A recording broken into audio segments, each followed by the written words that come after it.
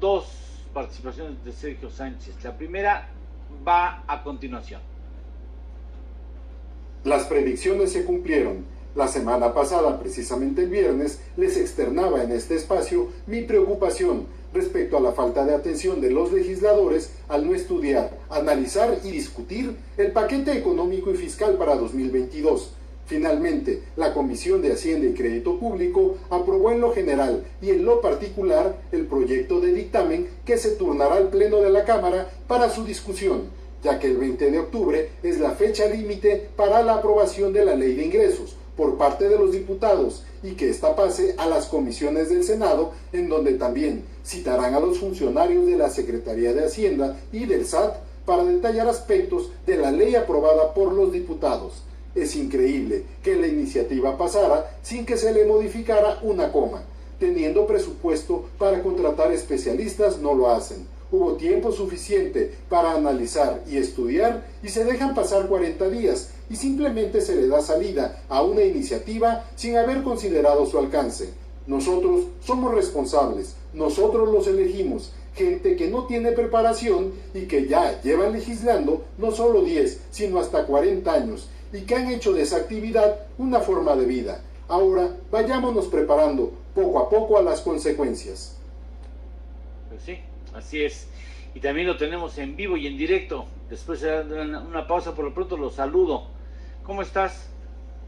Hola, Lalo, ¿cómo te va? Muy buenos días. Buenos días, Miriam. Pues sí, buenos días a todo el público. No aprenden, ¿no? Buenos Tienen días. 40 años, algunos tienen 40 años legislando y no aprenden todavía cómo se legisla y la responsabilidad de atender paquetes tan relevantes como una iniciativa de ley de ingresos y que trae varios cuestionamientos que los morenos han tapado en la Cámara, o sea, no han dejado que haya modificación alguna, prácticamente va con pelos y señales, con puntos y comas, como la mandó el Ejecutivo para su análisis que no hicieron, pero tampoco están escuchando las voces de la oposición. Hacemos una pausa, mientras tanto comentamos con Sergio algunas cuestiones íntimas de este proceso. Esto es En torno al dinero. Con Eduardo Torreblanca y Miriam Gutiérrez. Hacemos una pequeña pausa y continuamos. ¿Cómo estás? Hola, buenos días. Buenos días, Miriam. Lalo, ¿qué tal? Buenos días. Oye, Pues, pero y la van a pasar así, ¿eh? La van a pasar así. Ya, mira, ha habido algunas precisiones, no precisamente cambios sustanciales, pero definitivamente el nivel de discusión en la Cámara, qué bárbaro, ¿eh? O sea, ayer estuve nada más 3 horas y media presenciando la discusión del artículo 151 que se refiere a la deducción de donativos para las personas físicas. No, o sea, qué horror, qué deprimente ver que eso es un establo gallinero, granja completa. ¿Dónde se agarraron a trancazos? Cacareos y abucheos. Esa parte no la vi, pero ayer te digo 3 horas y media de mi tiempo. No tienen capacidad para... Es que también el asunto fiscal no es sencillo. No es sencillo, pero también deben demostrar situaciones con números, con hechos. Y desafortunadamente la bancada de Morena, pues nada más argumenta, y no hay demostración en cuanto a números respecto al beneficio que se podría obtener en cuanto a una modificación de las tantas que se están tratando.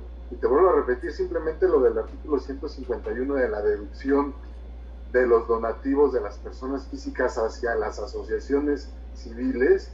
Bueno, o sea, fue una discusión desgastante. ¿Y tienen capacidad? ¿Tú les ves tamaños para argumentar o simplemente...? No, o sea, es la misma historia por parte de Morena en cuanto a los argumentos vertidos, porque finalmente no están, vuelvo a repetir, con hechos contundentes, numéricos en cuanto al beneficio que se puede obtener si es que las personas físicas llegan a aportar más dinero en cuanto a los donativos y por esta situación los pueden hacer deducibles de sus declaraciones anuales.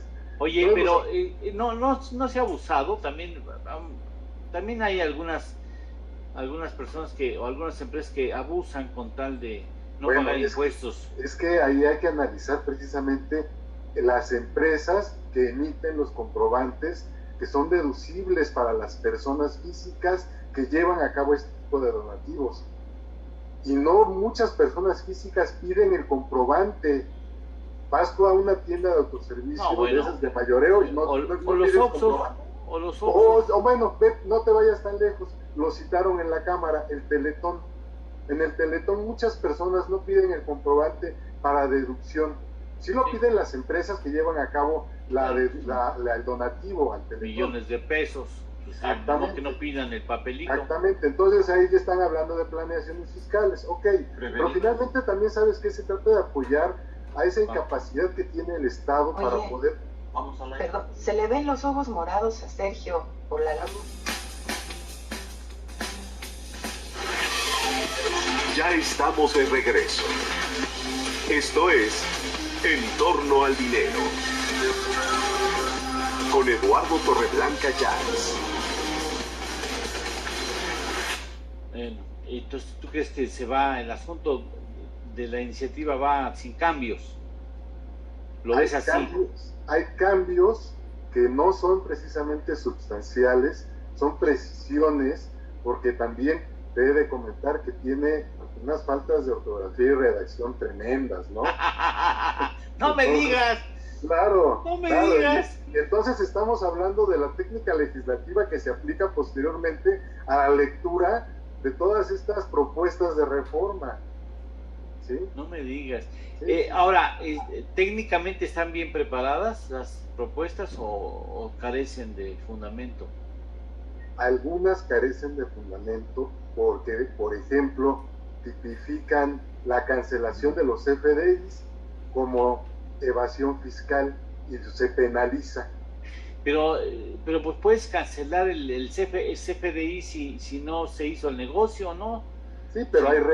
Hay reglas precisamente para la cancelación de los CFDIs y se atienden ya en las leyes actuales, en las disposiciones actuales, pero aquí se está mencionando respecto a la cancelación. Entonces se está proponiendo precisamente que se cancelen aquellos CFDIs que se expidan al público en general, que oscilen en ciertas cantidades y que no precisamente requieran la autorización de la persona a la que fue emitido el CFDI, de tal forma que esto lo tipifican como un delito penal, ¿sí? Si tú cancelas un CFDI, lo van a tipificar como un delito penal en cuanto a evasión, ¿sí? Y esto pues no es correcto. Esta parte se modificó y me estoy refiriendo al artículo 109 que tipifica este tema penal para la cancelación de los CFDIs, como se propone en el 103 de la Ley del Impuesto sobre la Renta. Bueno, entonces ahora, realmente... Dime. La deducibilidad, ¿cómo ves el asunto de la deducibilidad de donaciones? Bueno, finalmente concluyeron en cuanto a este tema que se va a poder llevar a cabo la donación de las personas físicas a las asociaciones civiles en cuanto al equivalente, antes era el equivalente a 163,467 pesos. De tal forma que los legisladores pusieron una limitante, porque mucha gente, en lugar de llevar a cabo un donativo que no fuera con fines de planeación fiscal, pues aprovechaba este esquema, esta figura. Así que ahora van a tener que limitarse en cuanto a estos donativos, en cuanto a estas deducciones que tengan que hacer las personas físicas. ¿Sí? ¿A cuánto? Te digo que estaban ayer discutiendo esta parte del artículo 151 y no podrá exceder, hasta el momento no podrá exceder de los 163,467 pesos, hasta el momento. ¿Sí? O sea, pero si tú donas los 200,000 no puedes deducir los 200. El máximo que puedes deducir son 163,467.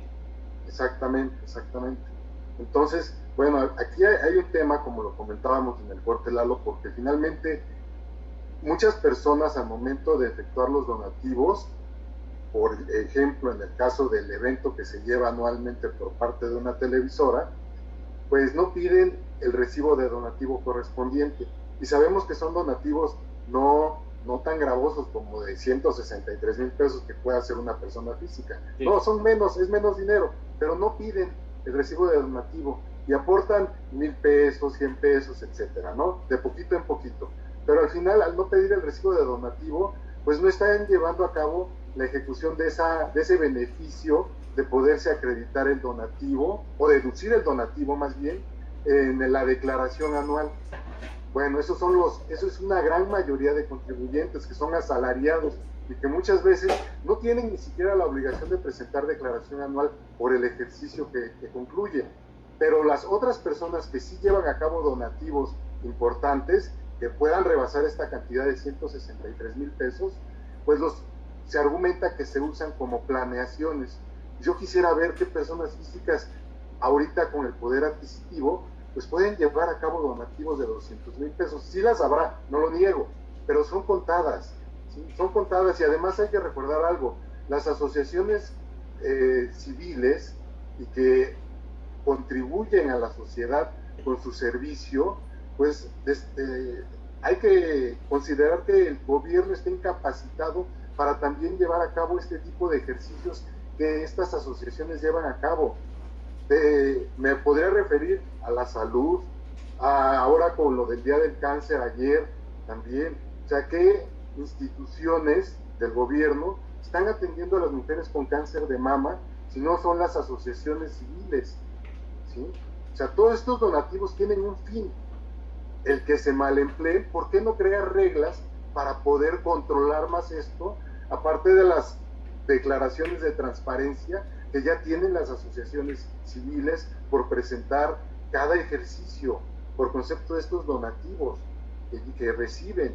Entonces yo creo que debe existir más control, como algo que no se hizo en la reforma a la subcontratación, crear controles, crear más mecanismos alternativos para que se eviten los malos manejos, las planeaciones seguramente, pero no limitar a las asociaciones a que ejerzan su papel altruista cuando el gobierno tiene esa incapacidad de las medicinas, de proveer salud. Acordémonos simplemente quién proveyó de cubrebocas, guantes y otro tipo de enseres a los médicos ahora durante la pandemia. Muchas empresas.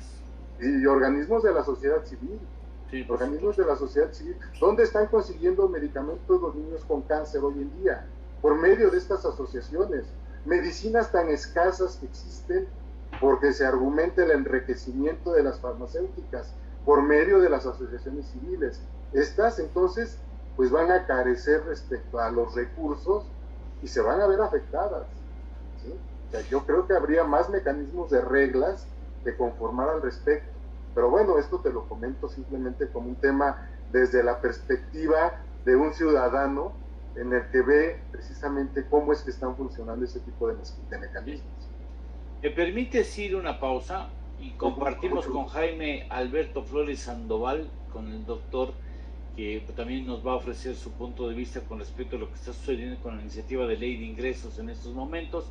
Vamos a una pausa. Le comento a Jaime, que seguramente ya nos está escuchando porque ya está en la sala, que durante las pausas comerciales seguimos haciendo el programa para nuestras redes sociales y ahí tenemos la posibilidad de ofrecer contenidos distintos también a los que ofrecemos al aire, también aportamos. Así es que vamos a una pausa, son las 7 de la mañana, porque además tú te tienes que ir volada a la Ciudad de México, ¿verdad? No, ya estoy en la Ciudad de México. Ahí estás en la Ciudad, entonces no te necesitas tan volada. Bueno, entonces vamos a una pausa y aprovechamos para darle la bienvenida a Jaime Flores. Gracias, doctor, por estar con nosotros. Gracias, Laura, por la invitación. Gracias, doctor. Vamos a una pausa y empezamos a platicar. Claro que sí.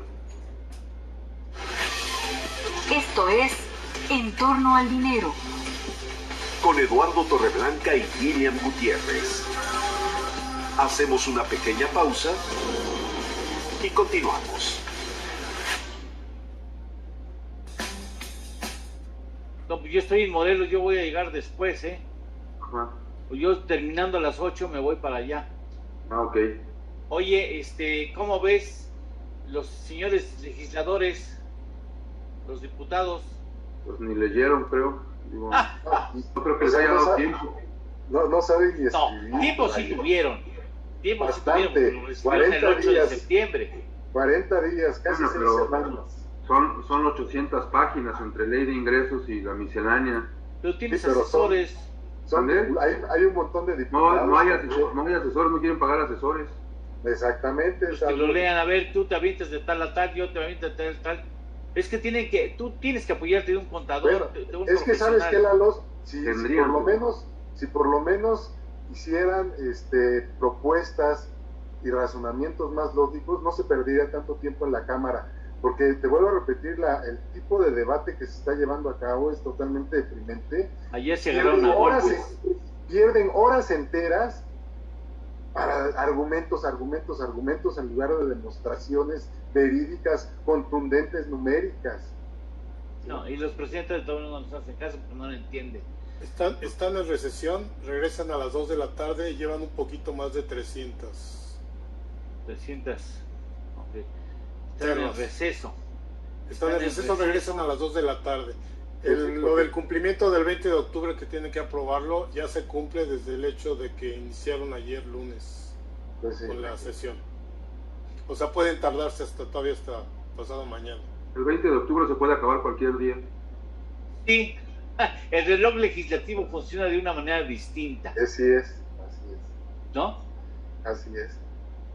Sí, pues así. Si les dan 5 minutos para su debate, Participación. y luego, si hay una pregunta, tiempo ilimitado. Entonces Prevenidos, Fernández vamos de Noroña regreso. se agarra de ahí para hablar hasta eso. por los codos. Imagínate. A Fernández No. Noroña. Ya estamos de regreso. Esto es En torno al dinero. Con Eduardo Torreblanca Llanes. A ver, Jaime, ¿tú cómo la ves? No te vayas, Sergio. Jaime, ¿tú cómo la ves? ¿Cómo ves la iniciativa de ley de ingresos? Pues mira, yo creo que es una iniciativa bastante optimista, sobre todo considerando que conforme están las condiciones, un regreso muy lento a la actividad económica plena que teníamos antes de la pandemia, se estima que va a haber un crecimiento respecto de lo establecido para el año anterior de un 8.6% de los ingresos percibidos por el Estado.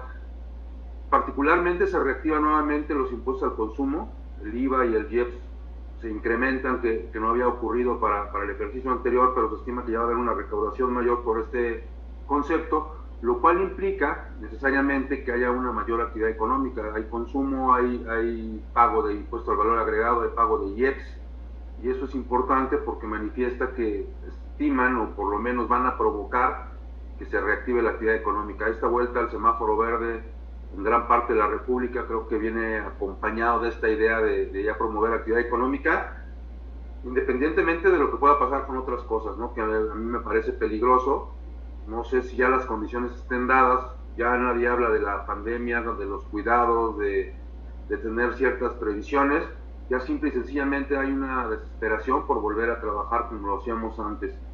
En esta iniciativa también se plantea que va a haber un crecimiento del Producto Interno Bruto del 4.1%, cifra que habría que leer con sumo cuidado, porque crecer un 4.1%, hablando de niveles de crecimiento o de decrecimiento del año de la pandemia, incluso del año previo a la pandemia, no me parece tan afortunado. O sea, sí, evidentemente un crecimiento por arriba de lo estimado, de lo que había pasado en los sexenios anteriores del 2%, pareciera alentador. Hay que recordar que venimos de un menos 8%, menos 9% del año de la pandemia. Entonces recuperarnos en un 4.1%, sobre todo si lo comparamos con el crecimiento demográfico, que ese sí no se ha detenido, creo que no es tan alentador. Pero bueno, hay un incremento en la recaudación. Lo que manifiesta la ley de ingresos en su artículo primero es que van a crecer los ingresos, te comentaba, en un 8.6% en términos reales, es decir, comparando la posición de valores reales de ingresos del año anterior, sobre todo sostenido en particular por un crecimiento en la recaudación. O sea, se estima que de los 7 billones de billones de pesos que se van a tener de ingresos, por lo menos 4 vienen de contribuciones, lo cual es muy importante. Ya como ha ocurrido ya desde hace muchos años, ya no nos recargamos tanto en los ingresos petroleros, pero creo que lo que se viene es una recaudación mucho más estricta. Sí, el hecho de no aumentar impuestos es loable, el hecho de que no se creen nuevas contribuciones es importante. Sin embargo, sí habría que considerar que hay cambios orientados sobre todo al control. Vienen muchos cambios orientados a que los contribuyentes cumplan, lo cual está muy bien, pero se aprecia ahora la aparición de un par de regímenes, el régimen simplificado de confianza, que es el mismo para personas físicas y para personas morales, y ahí es donde sostienen gran parte de su idea de incrementar los ingresos. Oye, fíjate que ayer Sergio me comentaba un asunto que vale la pena traer a colación. ¿Dónde hay equidad si un asalariado tiene que pagar de ISR 35% y una persona que se acoge a la ley de simplificación, del régimen de simplificación, al régimen de simplificado de confianza, el reciclo le dice, sin contador, reciclo, quién sabe si contador, quién sabe, pero reciclo, tendré que pagar entre 1 y hasta 2.5% de impuesto. Dicen, ¿dónde está la equidad? Sí, hay un principio no escrito sobre el cual se sostiene la recaudación del Estado mexicano por lo menos, en donde dice, pues los que ya están, que sigan cargando con el peso de los que no están todavía. Y ese sueño que tiene siempre la administración tributaria, no esta la de toda la vida, de incrementar la base de contribuyentes, la van a provocar, pero por fuerza, no por convencimiento, y eso me parece a mí grave. Hay una medida que se ha discutido mucho y se le ha dado bastante espacio, que es la obligatoriedad de incorporar a los mayores de edad al régimen federal de contribuyentes. Bajo argumentos que a mí me parecen muy débiles, dicen que se hace con la finalidad de que no les roben la identidad, de que puedan tramitar su cédula y su título profesional de una forma más ágil. Y me parece a mí, es el argumento, ¿no? Es el argumento que no sé quién lo crea, pero la realidad es que tener a la gente en el régimen federal de contribuyentes por solo cumplir la mayoría de edad, aun cuando no tenga obligaciones fiscales, tiende a violar derechos humanos, tiende a ser intimidatorio incluso, porque si no se inscriben, y de acuerdo a como está contemplado, habrá multas, y me parece a mí grave, ¿no? Porque toda esa información que ya hoy tiene el SAT respecto de cuentas bancarias, todo lo que es sistema financiero en términos generales, más la incorporación al registro de contribuyentes, va a ser un control absoluto. La cédula y el título, pues tú lo entenderás mejor y lo conocerás mejor porque manejas más estadísticas, pero no hay tanta gente que se titule. No. Tanta gente. O sea, definitivamente no es el motivo. No. Y que te roben la identidad, yo creo que desde el nacimiento, para eso se inventó la famosa cuenta única de registro poblacional, la PURP, y creo que ese sería un mecanismo de control que tendrían que utilizar, porque incorporarlos a Hacienda. A ver, permíteme, que creo que Sergio quería aportar alguna. Es respecto a este tema de la obligatoriedad de la inscripción de los jóvenes de 18 años. Finalmente este punto ya también se trató en la Cámara y concluyeron que sí se van a dar de alta, pero bajo el esquema de sin actividades económicas. ¿Sin actividades económicas? Sin actividades económicas, para que no tengan la obligación de llevar a cabo ningún tipo de declaración mensual ni anual, hasta en tanto no tengan un empleo. O sea, sí, en eso concluyó la discusión de este tema en la Cámara de Diputados. A ver, Jaime. Sí, yo creo que si hay control, y es control fiscal, no es control de otro tipo, no es apoyo lo que se va a lograr, porque aparte dice que los que vayan cumpliendo 18, pero de acuerdo a la disposición, no es los que vayan cumpliendo 18, sino los que ya sean mayores de 18, claro, vayan cumpliendo 18. Hay un gran espectro de personas que no están inscritas hoy al registro de contribuyentes porque jamás han tenido una actividad económica formal, porque han sido personas que están dedicadas al hogar, hombres o mujeres, porque han sido personas que están en la informalidad, lo cual es correcto, están en la informalidad, están obteniendo algún tipo de ingresos, tendrían que pagar. Habrá que ver cómo se comporta, porque finalmente cada vez estamos más controlados por la máquina y la máquina del SAT normalmente está haciendo revisiones compulsas, integraciones, y será tan fácil como que el sistema financiero proporcione información a la Secretaría de Hacienda, que además pues, la Secretaría de Hacienda está en la cúspide del organigrama del sistema financiero, se compulsa con un registro de contribuyentes, y cuando detecte incongruencias entre los ingresos que percibe una persona y que no están declarados y su actividad con el SAT, pues simple y sencillamente va a empezar a ejercer actos de molestia, va a empezar a ejercer inscripciones masivas ya con actividades, dice Sergio, primero sin actividades sí, pero en cuanto detecten movimientos, yo lo sé, claro. No van a tomar en cuenta situaciones como que los menores que se convierten en mayores de edad, pues siguen siendo a veces hijos de familia, que siguen recibiendo apoyos, depósitos, cuando están estudiando o por cualquier otra circunstancia, y el SAT los va a considerar como ingresos de alguna actividad y los va a afectar. Y la parte que comentaba Sergio, que también me parece importante, esa disparidad en el tratamiento de los asalariados, por ejemplo, versus este tipo de conceptos, incluso está contemplado en la reforma. O sea, está contemplado como una calificativa del delito de defraudación fiscal y dice, ni siquiera se te vaya a ocurrir ni por asomo pensar que puedes disfrazar relaciones laborales de este régimen simplificado de confianza, porque se convierte en una calificativa de los delitos de defraudación fiscal. O sea, se convierte en un delito más grave, que significa incrementa en un 50% la pena en la que se puede hacer acreedor. Entonces, por si alguien estaba pensando, oye, pues es que dice Sergio que no es, pues convertimos a los asalariados en este régimen, ni se te ocurra, porque se convierte en una calificativa de un delito de defraudación fiscal. Entonces, hasta ahorita va, yo les rogaría que estuviéramos al pendiente y una vez cuando pase al Senado le diéramos una revisada de cómo quedó o cómo llegó al Senado y qué peros le encuentran ustedes que son los especialistas, ¿no?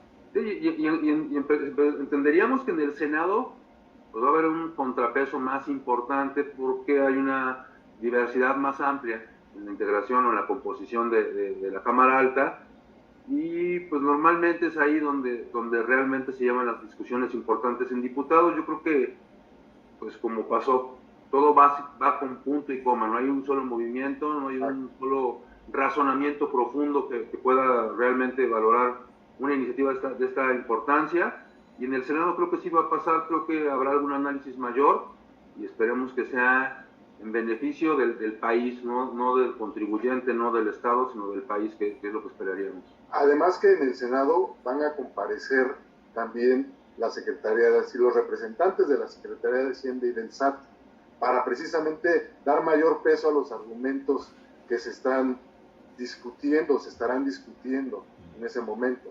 Así que va a haber un poquito más, tal vez, de conocimiento en cuanto a lo que se esté planteando. Fíjate que aquí, en este espacio, hace como 3 semanas, si no mal recuerdo, Miriam, Shu Tenorio explicó que la iniciativa de ley de ingresos iba con puntos y coma, que no iban a hacerse ningún cambio relevante. Sí, no hubo cambios. Porque así lo determinó el señor. O sea, va con puntos y comas. Y se distrajo la reforma, y en eso te manda una bola rápida, chin, la iniciativa de ley de ingresos, vámonos. Sí. Aquí habría que recordar que ambos conceptos, tanto la ley de ingresos como el presupuesto de egresos, aunque la primera tiene característica de norma jurídica, y el segundo no, el presupuesto no, aunque atraviesa por un proceso similar, pero ambas son proyecciones de lo que se estima. La ley de ingresos es, si así lo quieres ver, una lista de buenos deseos en el artículo primero de lo que esperamos recibir de dinero. De eso a que llegue a la realidad, aunque normalmente se acerca, pues falta mucho. Entonces el famoso régimen simplificado de confianza, yo no lo veo tan sencillo ni tan optimista, porque imagínate que una gran cantidad de contribuyentes, personas físicas que antes estaban contribuyendo, tendrán unas tasas mucho más blandas que las que estaban pagando, un 2.5%, más allá de que además la autoridad va a tener el control total. No me parece suficiente para llegar a esos números, pero bueno, se supone que toda iniciativa está sustentada en memorias de cálculo, en donde ya hicieron todo este análisis y dicen que vamos a llegar. yo lo dudaría un poco, Jaime, respecto a estos cálculos que se deben llevar a cabo antes de proponer un nuevo régimen fiscal. Pero bueno, al final, como señalas, podría ser una buena opción, que aunque yo una vez ya también antes lo había señalado como insuficiente, porque si se trata de un nuevo régimen fiscal, pues estaba pensando en agregar a la informalidad a que contribuyeran, no a que nos reorganizáramos como contribuyentes. Y esta parte creo que también igual la discutimos en algún foro. A ver, y una bola rápida. ¿Y sí contribuye a que los irregulares se regularicen? No, será para incluso disminuye la actividad económica en el sistema financiero, que es un efecto que ya habíamos tenido con otro impuesto, el impuesto a los depósitos en efectivo que derogaron para 2014. Mucha gente se retiró del sistema financiero porque finalmente se convierte en un instrumento de control.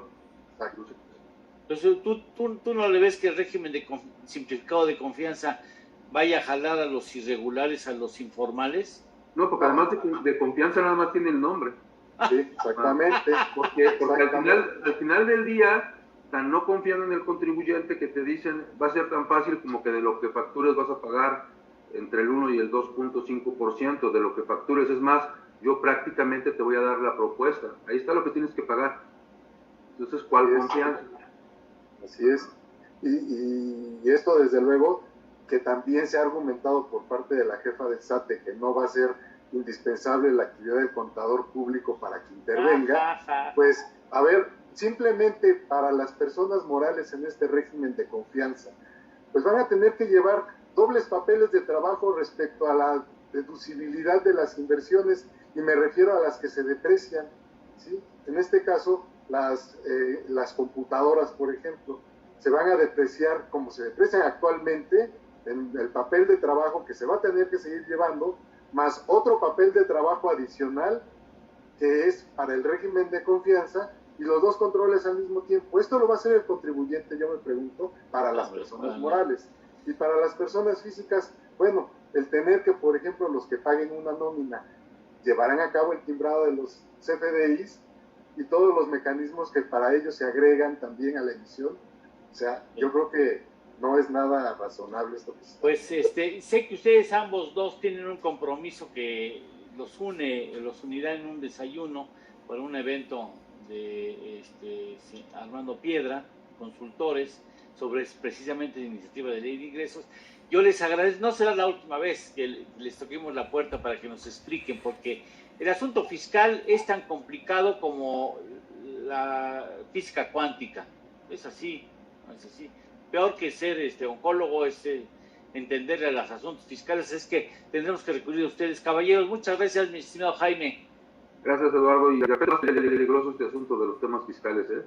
Sí, sobre todo. Por supuesto. Muchas gracias, Sergio. Gracias a ti, Lalo. Jaime. Muchas gracias.